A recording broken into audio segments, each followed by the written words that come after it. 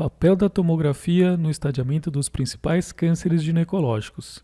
Recomendações do NCCN 2020.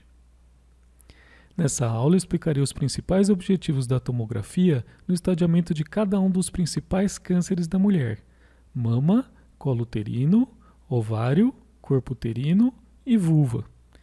Também revisarei as principais indicações da tomografia no estadiamento desses cânceres, segundo o NCCN 2020. Nos casos em que o NCCN recomenda o PET-CT, ou a ressonância magnética, ou a tomografia, considerarei para essa aula a indicação da tomografia. Câncer de mama.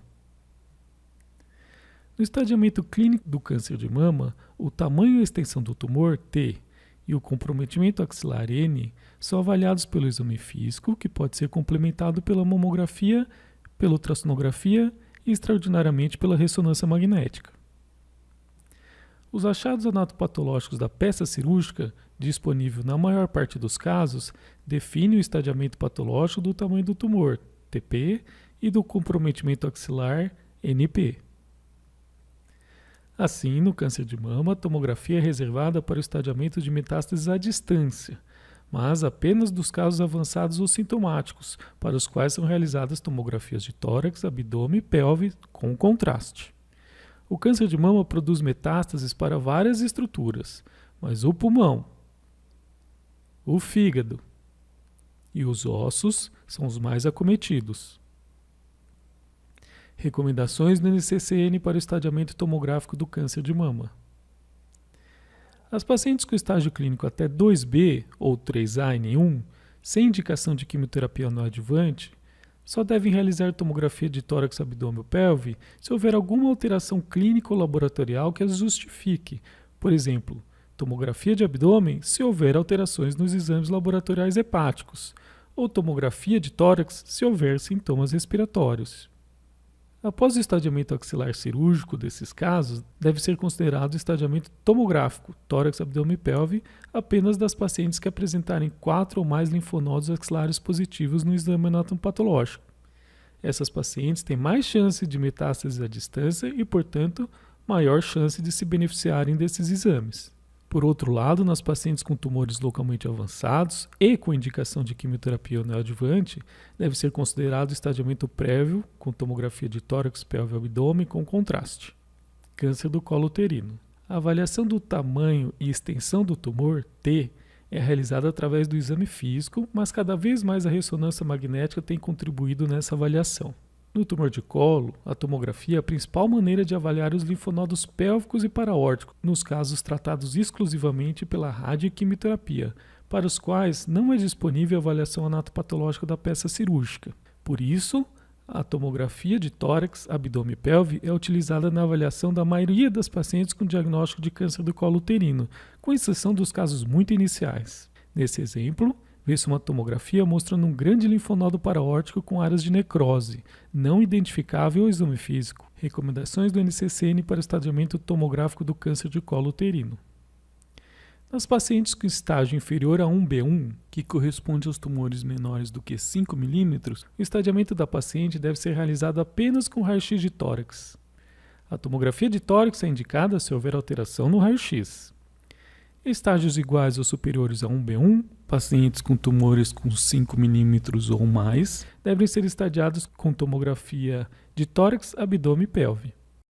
Vejam que nos casos categorizados como T2 ou mais avançados, o que significa extensão da doença além do colo uterino, a ressonância magnética pode ser indicada por ser bem superior ao exame físico na avaliação da extensão da doença, particularmente no diagnóstico do acometimento do paramétrio, cujo diagnóstico é fundamental para a opção entre o tratamento cirúrgico ou por rádio e quimioterapia.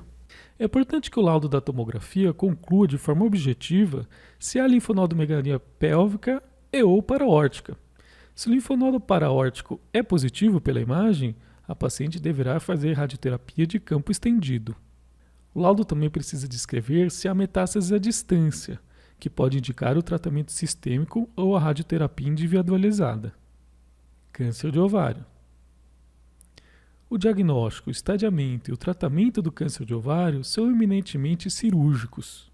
A tomografia pode ou não ser utilizada junto com o exame físico, outros exames de imagem, marcadores bioquímicos e avaliação do sistema digestório, por exemplo, por endoscopia digestiva, para indicar a melhor conduta antes e durante o tratamento do câncer de ovário.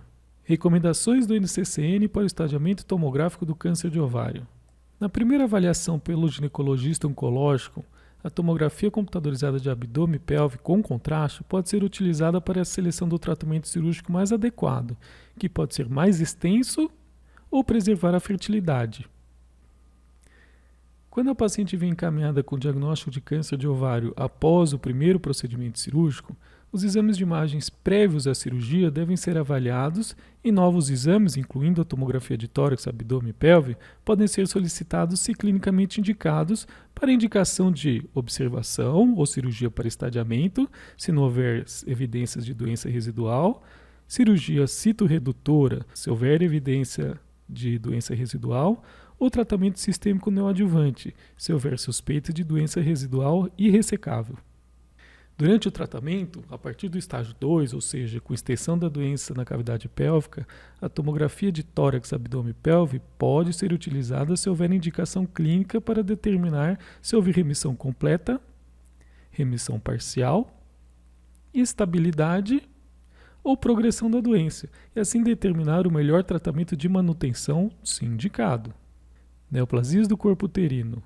Os exames de imagem, principalmente ultrassonografia e ressonância magnética, podem ajudar na diferenciação entre os carcinomas originados no endométrio e os sarcomas originados no miométrio.